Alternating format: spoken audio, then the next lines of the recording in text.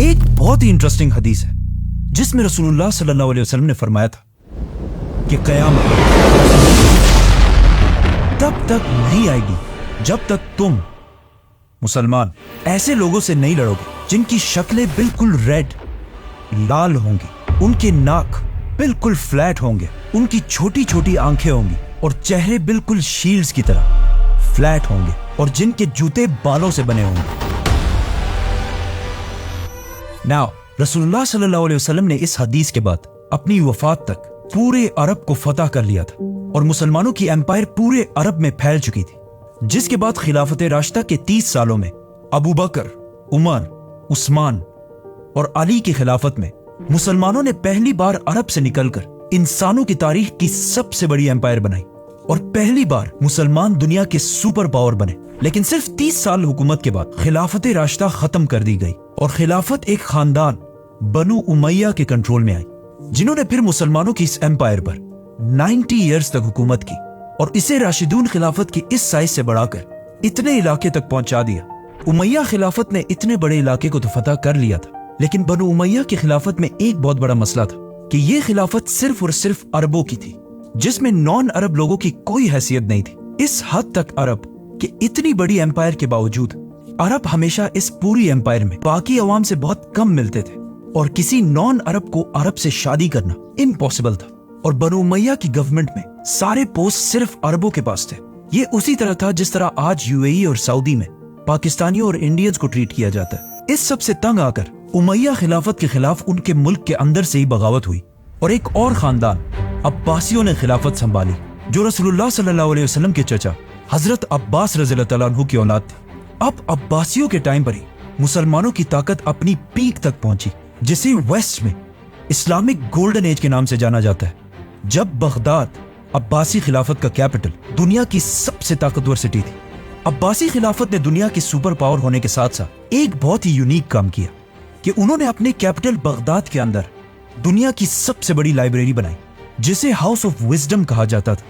और इस लाइब्रेरी को दुनिया की बेहतरीन किताबों, स्टोरीज और पोइट्री से भर दिया, जिसकी वजह से दुनिया के सारे इंटेलेक्चुअल लोग, साइंटिस्ट, पोइट्स, आर्टिस्ट्स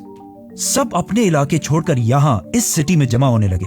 अब्बासी खलीफा ने इस हाउस ऑफ विजडम में एक पोर्शन ट्रांसलेशन के लिए बनाया, ताकि यहाँ पर लोग बैठकर दुनिया के पुराने अजीम लोगों की राइटिंग्स को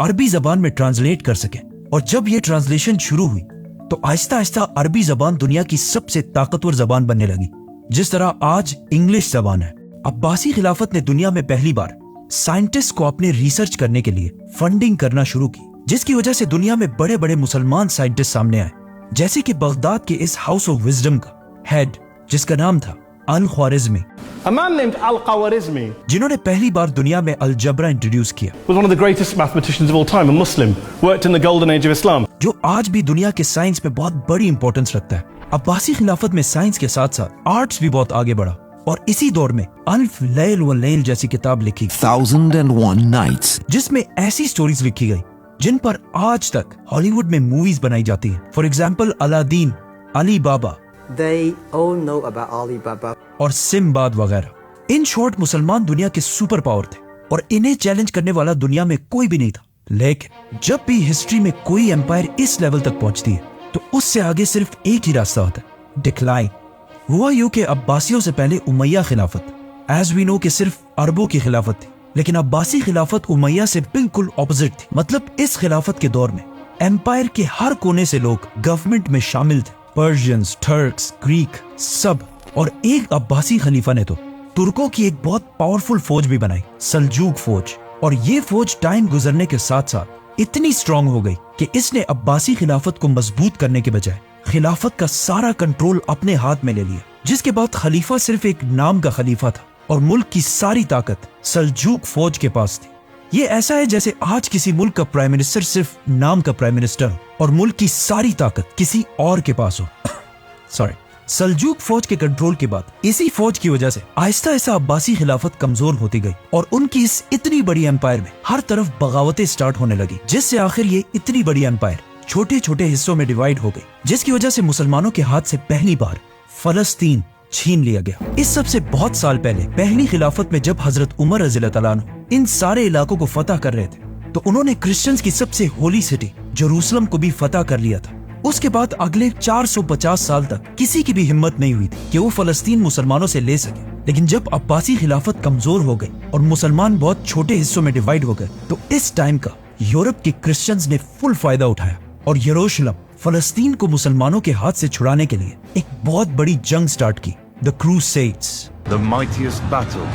between Christianity and Islam. और आखिर 1099 में उन्होंने फलस्तीन और जेरूसलम फतह करने के बाद हजारों मुसलमानों, बच्चे, औरतें, बूढ़ों को शहीद कर दिया और उनके घरों को आग लगा दी। एक किताब में तो ये तक लिखा है कि क्रूसेडर्स ने मुसलमान माओ से उनके बच्चे छीनकर बड़ी बड़ी बिल्डिंग से नीचे फेंक दिए। मुसलमानों ने इन क्रूसेडर्स से भागकर घरों और मस्जिदों में छुपने की कोशिश की, लेकिन क्रूसेडर्स ने बजाय इसके कि उनको निकाला जाए, क्रूसेडर्स ने उन घरों को बाहर से आग लगा दी, जिससे हजारों मुसलमान जलकर राख हो गए। अगर आप सोचेंगे कि इतना जालिम कोई कैसे हो सकता है, तो आज भी फलस्तीन में यही सब कुछ एग्जैक्टली इसी तरह हो रहा है। क्रिश्चियंस के जुल्म से कुछ ही मुसलमान वहाँ से बचकर निकले और ये मुसलमान मस्जिद अक्सा से उस पुराने कुरान मजीद को भी अपने साथ लेकर गए जो हजरत उस्मान के दौर में लिखा गया था। इस सब जुल्म के बावजूद दुनिया में मुसलमानों का ऐसा कोई लीडर भी नहीं था जो फलस्तीन को दोबारा फतह कर सके। लेकिन फलस्तीन खोने के सिर्फ 40 साल बाद इराक में एक आम से सोल्जर नजमुद्दीन अयूब के घर में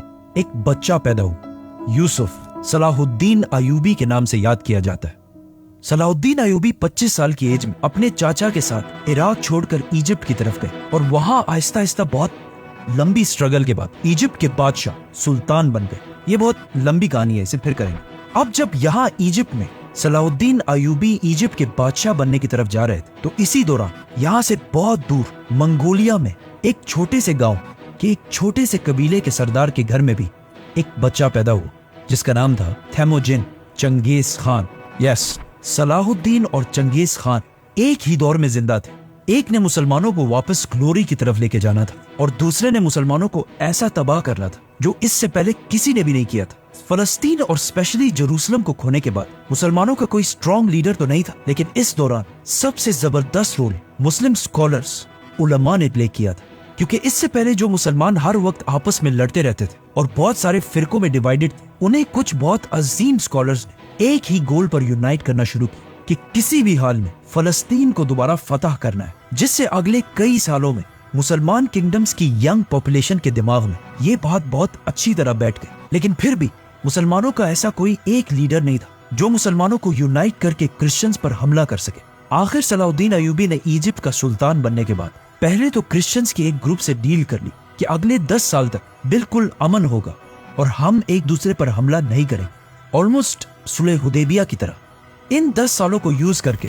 सलाहुद्दीन अयूबी ने पहले मुसलमानों को यूनाइट करना शुरू किया और फिर आखिर इस सारे इलाके को फतह करने के बाद अब सलाहुद्दीन अयूबी दुनिया के सबसे ताकतवर मुसलमान बादशाह बन चुके थे और दुनिया के सारे मुसलमान फलस्तीन को फतह करने के लिए सलाहुद्दीन अयूबी की तरफ देखने लगे। उस जमाने के बड़े बड़े स्कॉलर्स ने भी सलाहुद्दीन अयूबी को सपोर्ट किया, जिनमें से सबसे बड़े स्कॉलर का नाम था शेख अब्दुल कादिर जिलानी। अब्दुल कादिर जिलानी उस वक्त दुनिया के सबसे इन्फ्लुएंशियल स्कॉलर थे, जिनकी सलाहुद्दीन अयूबी भी बहुत रिस्पेक्ट किया करते थे। आखिर सलाहुद्दीन अयूबी ने अपनी फौज लेकर क्रूसेडर्स पर हमला कर दिया और साल 1192 में जेरूसलम को मुकम्मल तौर पर फतह करके सिक्योर कर लिया। 1192 मुसलमानों की तारीख का बहुत इंपॉर्टेंट साल था, क्योंकि इस साल एक तरफ सलाहुद्दीन अयूबी ने इतनी बड़ी फतह हासिल की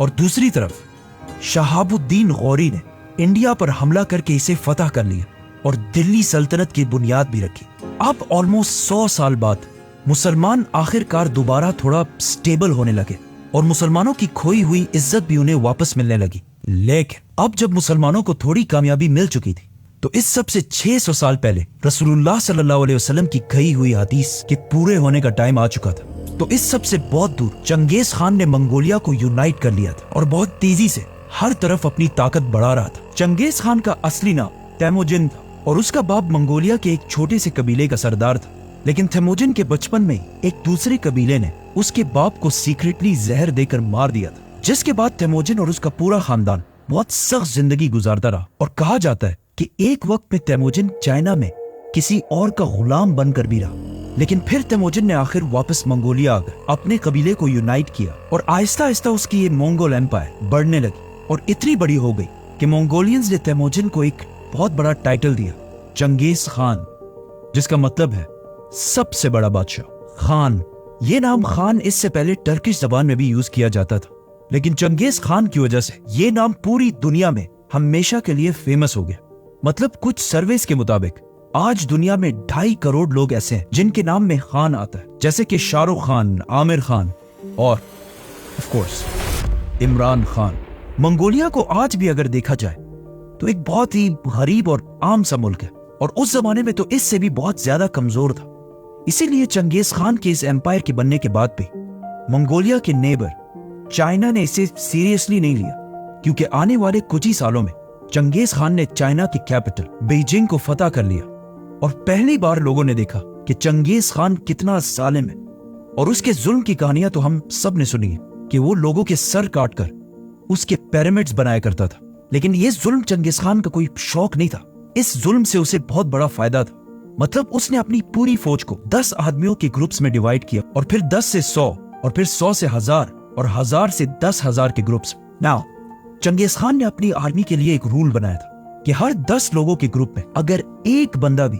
जंग छोड़कर भाग जाएगा तो उसके ग्रुप के बाकी 9 लोगों के सर काट दिए जाएंगे, जिससे चंगेज खान की आर्मी के सोल्जर्स एक दूसरे को जंग से भागने ही नहीं देते थे,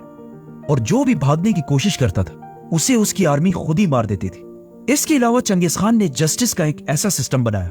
कि अगर कोई भी इस एम्पायर में किसी दूसरे का घोड़ा चोरी करे और पकड़ा जाए, उसे उस एक घोड़े के बदले 10 घोड़े वापस करने होंगे, और अगर वो वापस ना कर सका तो सिर्फ उसे नहीं, उसके पूरे खानदान, बच्चे, बीवी, माँ बाप सबको मार दिया जाएगा। इस तरह चंगेज खान की ये जालिम एम्पायर बहुत तेजी से फैलने लगी, और आखिर मुसलमानों की एक एम्पायर ख्वारिज्म से टकरा गई। पहले तो चंगेज खान का कोई इरादा नहीं था कि वो मुसलमानों से जंग करे, इसीलिए उसने ख्वारिज्म के बादशाह की तरफ दोस्ती का पैगाम लेकर एक डेलीगेशन भेजा, लेकिन ख्वारिज्म के बादशाह ने उन सारे लोगों को गिरफ्तार कर लिया, जिसकी वजह से उन्हें रिहा करने के लिए चंगेज खान ने अपने एम्बेसडर को बादशाह की तरफ भेजा, लेकिन बादशाह ने उस एम्बेसडर का सर काट दिया। अब ये बहुत बड़ी बात, एम्बेसडर या मैसेजर को कत्ल करना इस्लाम में और दुनिया के हर कानून में बहुत बड़ा जुर्म है। जब मंगोलिया में चंगेज खान को इसका पता चला तो उसे बहुत गुस्सा आया, और अब उसकी इज्जत का सवाल भी था, तो उसने अपनी सबसे बड़ी फौज 1 लाख की फौज लेकर ख्वारिज्म की तरफ रवाना हुआ, और यहाँ मुसलमानों और मंगोल्स के दरमियान अगले 100 साल की जंग शुरू हुई। चंगेज खान ने बहुत तेजी से ख्वारिज्म की इस पूरी एम्पायर को खत्म कर दिया, और हर सिटी को फतह करने के बाद वहां की सारी पॉपुलेशन के सर काट दिए, और फिर उनके पिरामिड्स बनाए, ताकि पूरी दुनिया को पता चल जाए कि चंगेज खान से पड्डा लेना कोई आसान काम नहीं है। चंगेज खान के हमले से पहले ख्वारिज्म एम्पायर, जिसमें आज अफगानिस्तान, उज्बेकिस्तान, ताजिकिस्तान जैसे इलाके हैं, इनकी आबादी 2 मिलियन 20 लाख के करीब थी, और चंगेज खान के हमले के बाद अब यहाँ की आबादी सिर्फ 2 लाख रह गई थी। मतलब चंगेज खान ने 18 लाख मुसलमानों को शहीद किया था। इन इलाकों को फतह करने के बाद एक दिन चंगेज खान ने सारे मुसलमानों को एक मस्जिद में जमा किया, और फिर खुद मिंबर पर चढ़ा और सारे मुसलमानों से कहा कि मैं तुम्हारे रब की तरफ से तुम पर अजाब बनाकर भेजा गया। इसके बाद मंगोलियन एम्पायर और भी बढ़ती गई, और ऊपर रशिया को भी फतह कर लिया। लेकिन उसी दौरान मंगोलिया में चंगेज खान फौत हो, और अपने बाद अपने बेटे उगुदाई को सबका बादशाह बनाया, और अपनी पूरी एम्पायर को अपने बेटों में डिवाइड कर दी। लेकिन चंगेज खान के जाने के बाद भी मंगोल एम्पायर हर तरफ फैलती गई, और आखिर बहुत साल बाद चंगेज खान के पोते हलाकू खान ने एक और बहुत बड़ी फौज तैयार की, और उसे लेकर बगदाद अब्बासी खिलाफत के कैपिटल की तरफ बढ़ने लगा, जो उस वक्त दुनिया की सबसे बड़ी और सबसे पावरफुल सिटी थी। अब चाहिए तो ये था कि उस वक्त के मुसलमान यूनाइट होकर मंगोल से लड़ते, लेकिन उस वक्त के मुसलमान इतने फिरकों में डिवाइड हो चुके थे कि मंगोल एम्पायर से लड़ने से ज्यादा वो एक दूसरे से डिबेट्स और मुनाजरों में ज्यादा इंटरेस्टेड थे। हलाकू खान ने हर तरफ से बगदाद को घेर लिया, और फिर आखिर 1258 बगदाद को मुसलमानों से छीन लिया और मुसलमानों के खलीफा को कत्ल कर दिया, जिसके बाद अब्बासी खिलाफत 500 साल तक हुकूमत करने के बाद हमेशा के लिए खत्म। बगदाद फतह करने के बाद हलाकू खान की फौज ने इतना खून बहाया कि कहा जाता है कि बगदाद में दरियाए फुरात का कलर मुसलमानों की खून की वजह से कई दिन तक बिल्कुल रेड, और रेड कलर के बाद यूफ्रेटिस रिवर का कलर ब्लैक हो गया, क्योंकि हलाकू खान ने बगदाद के हाउस ऑफ विजडम, जो दुनिया की सबसे बड़ी लाइब्रेरी थी, उसके सारे किताब जलाकर राख कर दिए और उन्हें दरिया में फेंक दिए, जिसकी वजह से दरियाए फुरात का कलर कई महीने तक बिल्कुल ब्लैक था। हिस्ट्री में मुसलमानों पर इतना सख्त टाइम कभी भी नहीं आया कि सिर्फ मुसलमानों को नहीं बल्कि इस्लाम की सबसे होली साइट्स को भी खतरा हो, क्योंकि अब्बासी खिलाफत को खत्म करने के बाद अब मंगोलों के सामने सिर्फ एक और सल्तनत थी, ममलूक सल्तनत। और अगर ये इसे भी हरा देते तो मक्का और मदीना का कंट्रोल भी मंगोल्स के पास चला जाता, तो वो 100% मक्का में काबा को गिरा देते। बट ऐसा नहीं हुआ। जब मंगोल्स बगदाद फतह करके आगे बढ़े तो ये देखकर इजिप्ट के ममलूक सुल्तान ने अपने जनरल बेबर्स के साथ मंगोलों से लड़ने का फैसला किया। सुल्तान को सबने समझाने की कोशिश की कि मंगोलों से लड़ना इम्पॉसिबल काम है, क्योंकि उस जमाने के लोगों और कुछ बड़े बड़े स्कॉलर्स ने भी ये कह दिया था कि ये मंगोल ही असल में याजूज माजूज और बस इसके कुछ ही अरसे बाद कयामत आने वाली, तो इनसे जीतना नामुमकिन है। लेकिन फिर भी सुल्तान और उसका जनरल बेबर्स मंगोलों के खिलाफ एक फौज जमा करने लगे। अब इसी दौरान मंगोलिया में हलाकू खान का भाई, जो उस वक्त पूरे मंगोल एम्पायर का बादशाह था, मार दिया गया। तो हलाकू खान मजबूरन अपनी बड़ी फौज लेकर वहां से वापस चला गया और एक छोटी फौज को यहाँ पर छोड़ा। और आखिर फलस्तीन में एन जालूत के मकाम पर मंगोल्स और मुसलमानों की फौज आमने सामने हुई। ये एन जालूत इलाका फलस्तीन में है और इसे एन जालूत इसलिए कहा जाता है क्योंकि यहूदियों के मुताबिक ये वही एग्जैक्ट जगह है जहाँ पर इससे हजारों साल पहले दाऊद अलैहिस्सलाम ने एक बहुत बड़े वॉरियर जालूत को हराया था। और अगेन अब हजारों साल बाद यहाँ एग्जैक्टली ऐसा ही हुआ कि कमजोर मुसलमानों ने पहली बार द ग्रेट मंगोल एम्पायर को बहुत बुरी तरह हरा दिया और मंगोल एम्पायर की एक्सपेंशन को हमेशा के लिए रोक दिया। मतलब ये जंग हारने के बाद मंगोल एम्पायर कभी भी इससे आगे नहीं बढ़ी। ये थी मंगोल्स और मुसलमानों की जंग, जिसका इससे बहुत साल पहले रसूलुल्लाह सल्लल्लाहु अलैहि वसल्लम ने पहले ही बता दिया था, जो आखिर एन जालूत की जंग के साथ खत्म हो गई। लेकिन फिर भी मुस्लिम दुनिया के एक बहुत बड़े हिस्से पर मंगोल्स का कंट्रोल था और उन्हें दुनिया में कोई भी चैलेंज नहीं कर सकता। लेकिन फिर आहिस्ता आहिस्ता यही मंगोल यहाँ के रिलीजन इस्लाम को स्टडी करने लगे और आखिर इतना इम्प्रेस हुए कि सारा मंगोल खानदान जो इन इलाकों में आबाद था मुसलमान हो गया और ये सारे इलाके दोबारा इस्लाम के कंट्रोल में है। अगर आप चंगेज खान की औलाद के सारे नाम देखें तो पहले इन सारों के नाम बिल्कुल मंगोल नाम, जैसे कि ओगोदाय, जोची, हलागू, लेकिन आहिस्ता आहिस्ता इनके नाम मंगोल से मुसलमान नाम होने लगे, जैसे कि मोहम्मद, तैमूर, यूनुस और बाबर। क्योंकि इंडिया पर बहुत साल हुकूमत करने वाली मुगल एम्पायर इसी चंगेज खान की औलाद में से थे। हजरत उमर और चंगेज खान में एक बात कॉमन है कि इन्होंने अपने जमाने की सबसे बड़ी और सबसे ताकतवर एम्पायर्स बनाए थे। लेकिन इन दोनों एम्पायर्स में एक बहुत बड़ा डिफरेंस है कि आज चंगेज खान को सिर्फ एक जालिम के तौर पर याद किया जाता है, लेकिन हजरत उमर को पूरी दुनिया एक ग्रेट लीडर मानती है। सब्सक्राइब।